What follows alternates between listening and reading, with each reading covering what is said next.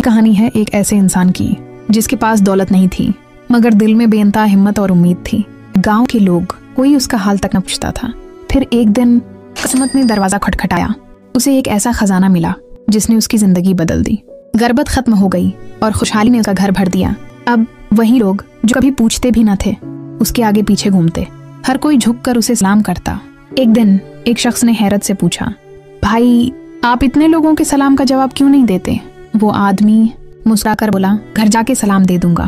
دوست نے پھر سوال کیا۔ آدمی کی آواز میں گہری خاموشی اتری، جب میں غریب تھا تو کوئی میرا حال تک نہ پوچھتا تھا، اب یہ لوگ مجھے نہیں میرے پیسوں کو سلام کر رہے ہیں، اس لیے گھر جا کر اپنے پیسوں کو ہی سلام دے دوں گا۔ یاد رکھیں، عزت دولت سے نہیں کردار سے ہوتی ہے۔ کیسی لگی آپ کو ہماری یہ نئی کہانی کمنٹ میں ضرور بتائیے۔